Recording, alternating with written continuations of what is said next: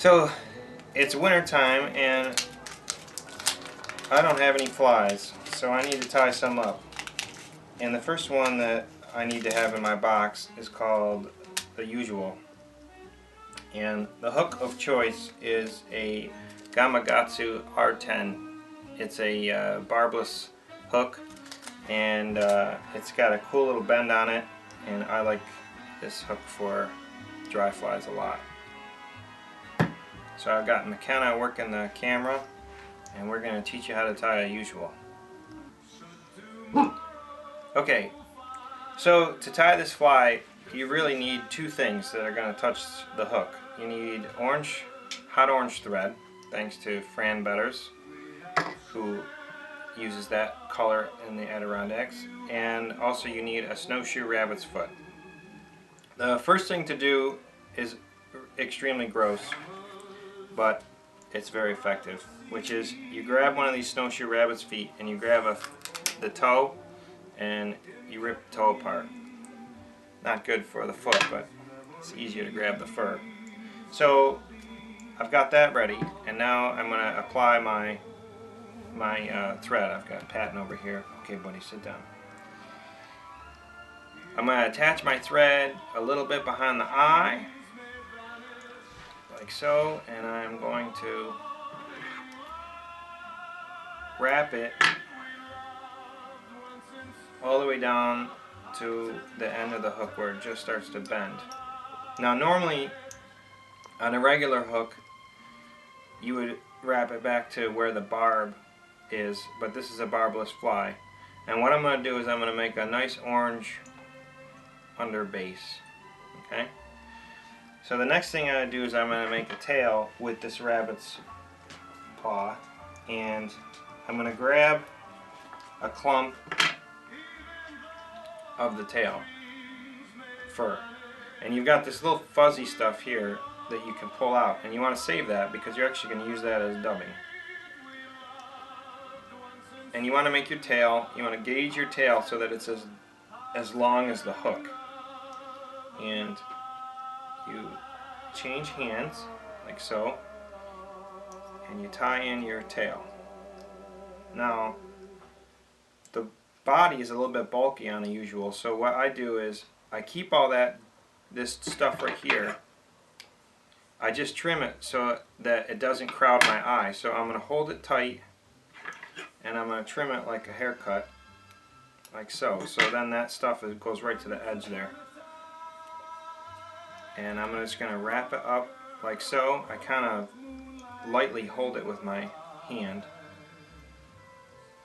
and then I'm going to wrap all that down. And I like to really make these flies pretty durable because you can catch a lot of fish on them, and brook trout will really tear the hell right out of them. So now I'm going to do the wing. And again, I'm just grabbing a clump of this stuff right off the toe, because I ripped the toe apart, so I can grab it deep. I'm going to pull out that fuzz, and now I'm going to do the wing. So I'm going to transfer this material and I'm going to gauge it, and I want the wing about as long as the hook as well. But I'm going to tie it up here, and when I tie it, I'm going to tie it in about 2 eyes back from the eye. I don't want to tie it right up to the front. I want to tie it back a little bit. And I'm going to tie it in like so. And then all this clump of stuff back here, I'm actually going to trim that at an angle, like that. And then I'm going to loosely hold it and I'm going to wrap that down kind of loose. And what that's going to do is that's going to help taper my body for when I put on the body fur. So I grab my tacky wax. It's good to use a good tacky wax for dubbing. And I'm going to put some wax, fair amount of wax on there. One little piece just flung off like a snot. And now I'm going to grab my under fur that I saved, and I'm going to wrap that on, and I'm only going to grab a little bit. See how little I grab? I don't grab a ton. And I'm going to wrap this on here.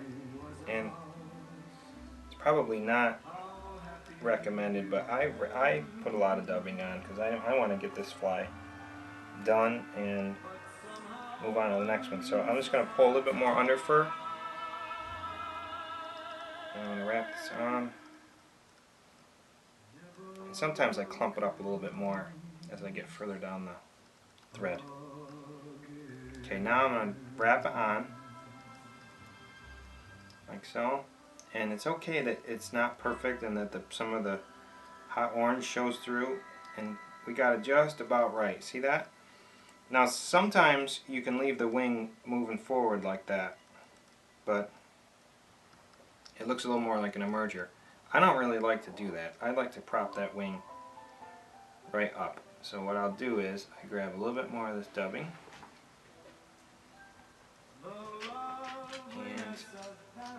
and I pull this wing up and I wrap in front of it like this.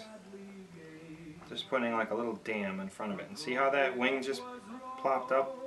And I'll splay it out a little bit, hold it back, and I put on an orange head.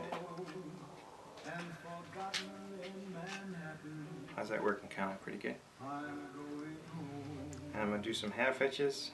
If anybody knows how I tie flies, I sometimes whip finish, I sometimes don't. It depends on my mood.